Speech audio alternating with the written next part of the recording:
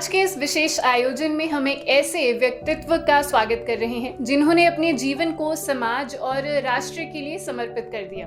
श्रोता, हम आपका परिचय करवा रहे हैं श्री राकेश जैन जी से। 1976 में एमएससी स्टैटिस्टिक्स करने के बाद प्रचारक के रूप में जनसेवा और सामाजिक जागरूकता से जुड़े। सर, आपकी यात्रा प्रेरणादायक रही है।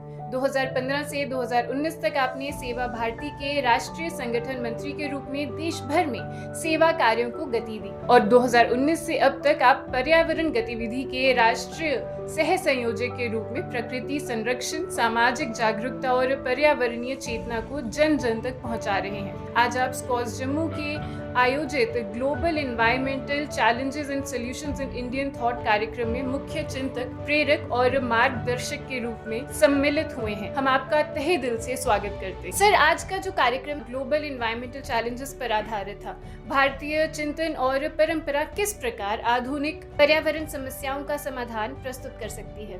भारत में प्रकृति के प्रति प्रकृति प्रेम के भाव हमेशा से रहे हैं जी। जब सारा दुनिया औद्योगिकरण की ओर नहीं भी आई थी, तब भी आज से 300 वर्ष पहले राजस्थान के खेजड़िली गांव में एक महिला ने अपने 363 साथियों के साथ पेड़ कटने से रोकने के लिए बलिदान दिया। ये बहुत बड़ी घटना है। हम जानते हैं कि दुनिया में औद्योगिकरण 1850 के आसपास शुरू हुआ तो पर्यावरण बिगड़ना शुरू हुआ, आबादी भी तेजी से बढ़नी शुरू हुई। विज्ञान ने मानव की सहायता की और आबादी तेजी से बढ़ी तो पेड़ कटे। तो कुल मिलाकर अपने देश में तो प्रकृति के प्रति हमेशा से प्रेम रहा है। हम जानते हैं कि भगवान बुद्ध को जो भी ज्ञान प्राप्त हुआ वो गया के अंदर एक बोधि वृक्ष के नीचे वो बैठे थे, वहां से प्राप्त हुआ। अपने देश में जैन समाज है, 24 तीर्थंकर हुए हैं, सबका भी एक ना एक कोई ना कोई एक पेड़ उनका प्रिय पेड़ है जिससे उनकी पहचान बनती है। अपने देश के अंदर हमारे निश्चित हमारे व्यक्तिगत जीवन में काम आते हैं, ऐसे पेड़ों को अपने यहाँ पूजा भी जाता है। आपने सुना होगा कि गर्भवती महिलाएं केले की पूजा करती हैं। पीपल की पूजा हम इसलिए करते रहे कि पीपल बड़ ये 24 घंटे ऑक्सीजन देते हैं।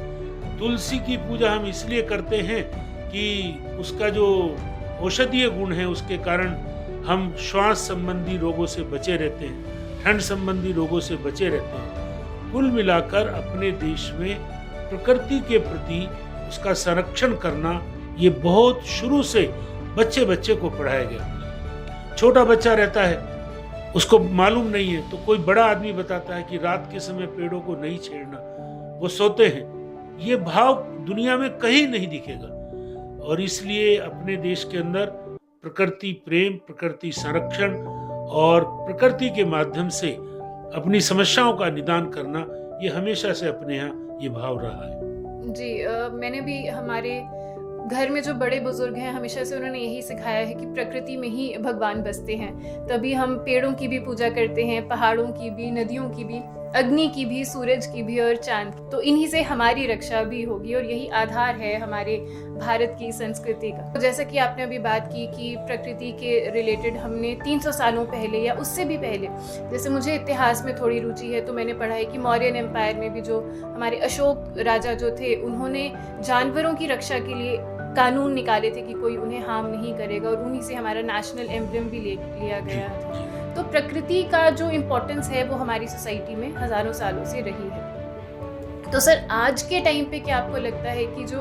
अभी के लोग हैं, क्या उन्हें इस तरह की पूरी नॉलेज है और जागरूकता है, या आपको कभी लगा कि अभी और जागरूक उनको करने की ज़रूरत है? हम तो बाकी कामों में लगे रहते थे, परंतु देश में 5 घटनाएं वो 2013 से लेकर 2019 के बीच में हुई। अपने मन में प्रश्न था कि भाई मैं इस तरफ क्यों आया।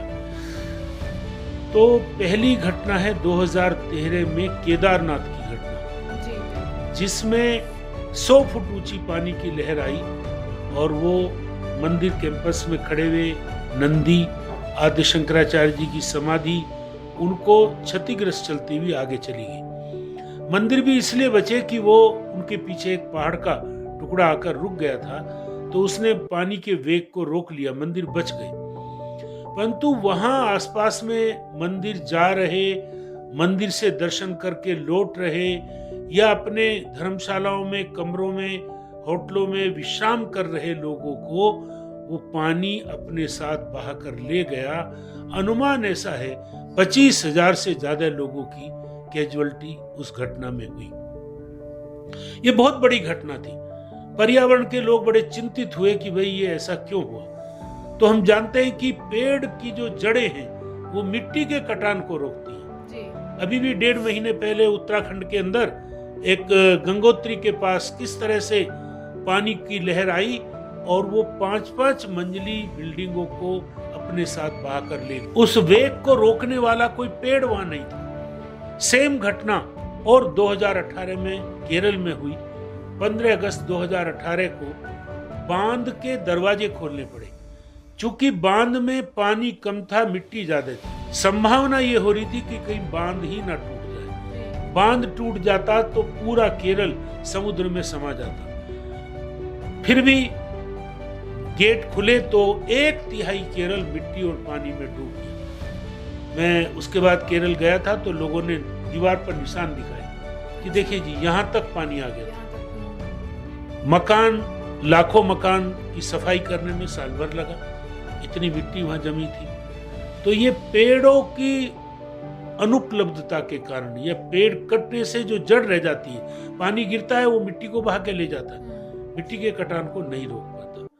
और कुछ घटनाएं हमारे ध्यान में आती हैं। आज जगह जगह कूड़े के बड़े बड़े ढेर हैं।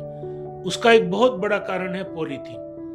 पॉलीथीन 400 साल तक नहीं गलता, ऐसा वैज्ञानिकों का कहना है, और जलाओ तो बहुत जहरीली गैस पैदा करता है।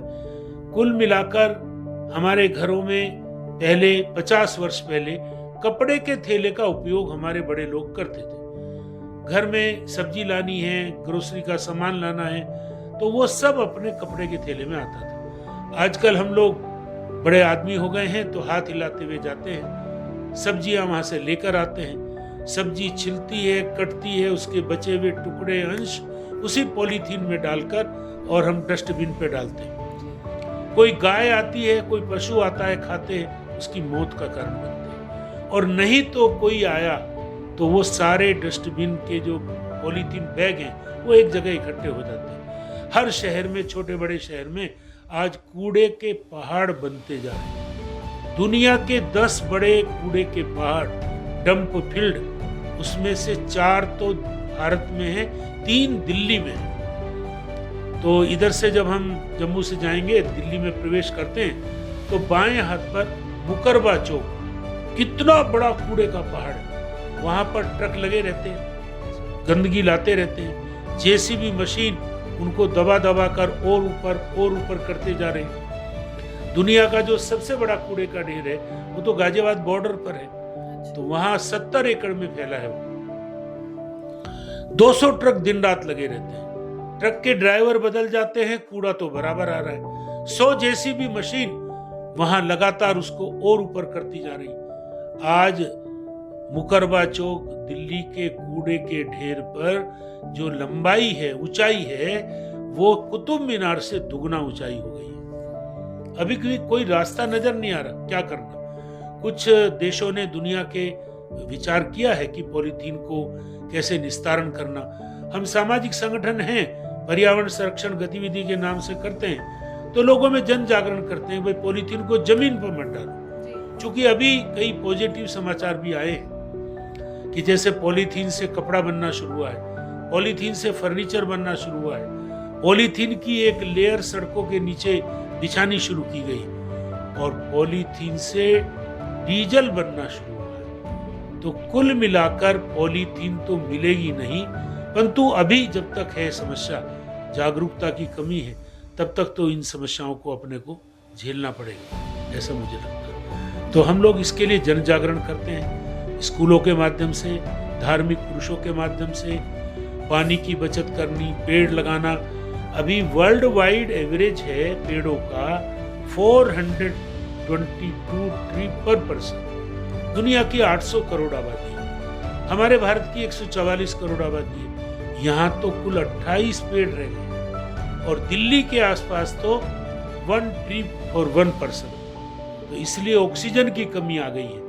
ये जो सब पंजाब हरियाणा को दोषी ठहरा रहे हैं पराली जलाने के बाद से, बाकी बातों से, असली प्रॉब्लम तो ये है कि वहाँ पेड़ नहीं है।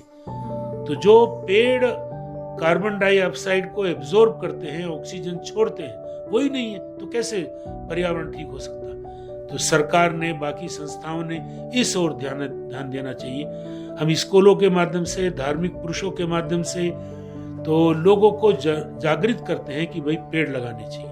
पेड़ है तो जीवन है। क्योंकि ऑक्सीजन का कोई सोर्स नहीं है, ऑक्सीजन का सोर्स केवल पेड़ है। नहीं तो एक 8 घंटे चलने वाला सिलेंडर 800 रुपए में आता है, यानी दिन भर में हम 2400 रुपए की ऑक्सीजन कंज्यूम कर रहे हैं। तो उतना पैसा कहां से लगाएं?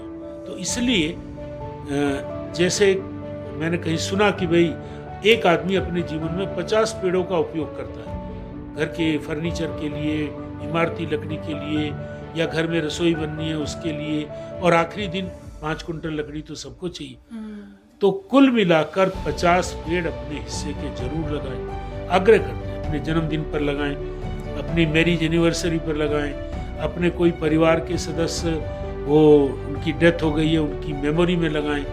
तो कुल मिलाकर मैं ऐसे बहुत लोगों को जानता हूं जो लाखों की संख्या में पर्सनल लिमिट पर प्रयास करके पेड़ लगाए हैं। तो उनके नाम भी बताते हैं, उदाहरण देते हैं, तो लोग प्रेरित होता है। छोटी सी बात है, कोई ज्योतिषाचार्य मिला, अब उसके मन में पर्यावरण का भाव है, और उसने किसी की जन्म पत्री देखी और ये कहा कि भाई तुम्हारा तो शनि बड़ा खराब है, तो तुम हर शनिवार को 11 पेड़ लगाओ पीपल के, तो तब तुम्हारा ये दोष दूर हो जाएगा। तो आदमी तो जरूर लगाएगा। तो इस तरह से भी हम लोगों को मनोवैज्ञानिक तरीके से भी समझाने का प्रयास करते हैं। सर, आज आप स्कॉस जम्मू में आए हैं। इस यूनिवर्सिटी में हमने अभी जो कार्यक्रम आप जिसमें शामिल हुए थे उसमें स्टूडेंट्स भी आए थे। बहुत से स्टूडेंट्स आए थे अपनी क्लासेस छोड़कर स्पेशली इस कार्यक्रम को अटेंड करने। और जैसा आपने कहा कि आप विद्यालयों में भी जाते हैं बच्चों को जागरूक करने के लिए, तो आपको क्या लगता है कि फ्यूचर हम और कैसे प्रोटेक्ट कर सकते हैं स्टूडेंट्स के माध्यम से? फ्यूचर बहुत अच्छा है। ऐसे विद्यार्थी सब तो नहीं, पर कुछ ऐसे निकलते हैं कि उनको लगता है कि प्रकृति बचनी चाहिए, पानी बचना चाहिए। हमारे जाते हम बड़े हो जाएंगे तो हमारे लिए पानी बचेगा कि नहीं, हमारे लिए ऑक्सीजन बचेगी कि नहीं, हमारे लिए बिजली बनाने वाली कोयला बचेगा कि नहीं। तो ऐसे लोग आ रहे हैं, बहुत अच्छी बात है।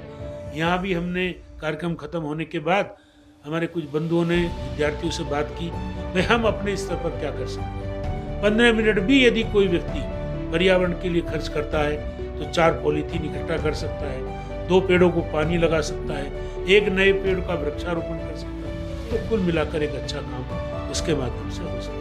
तो मतलब हमारे विद्यार्थी जो हैं वो आने वाला जो हमारा भविष्य है उसको सुधार सकते हैं। जी, तो बहुत अच्छा लगा आज आपसे बात करके। जितने भी हमारे श्रोता हमें अभी देख रहे हैं उनको, और स्पेशली स्टूडेंट्स जो हैं, उनको आप कोई मैसेज देना चाहेंगे? मैसेज यही है कि पेड़ों पर सबसे ज्यादा ध्यान देने की जरूरत है। पेड़ यदि नहीं रहे, ऑक्सीजन कम हो गई, तो जैसे पानी की बोतल हमारे बैग में आ गई है, कल को हमको ऑक्सीजन का सिलेंडर अपनी कमर पर बांधकर चलना पड़ेगा। उससे बचना है तो पेड़ लगाने का कोई अल्टरनेट नहीं है, हमको उस ओर जाना चाहिए। जी, तो मतलब अपनी आज़ादी चाहिए, तो अभी से डिसिप्लिन रहना ज़रूरी है और अभी से भविष्य के बारे में सोचकर अपनी प्रकृति को बचाने की ज़रूरत है। सर, बहुत बहुत अच्छा लगा आज आपसे बात करके। आप अपना वक्त निकाल के हमारे स्टूडियो में आए और अपनी जर्नी और अपनी जो आपकी सोच है भविष्य के रिलेटेड और प्रकृति के रिलेटेड, वो आपने हमसे शेयर की। बहुत बहुत धन्यवाद। बहुत बहुत धन्यवाद।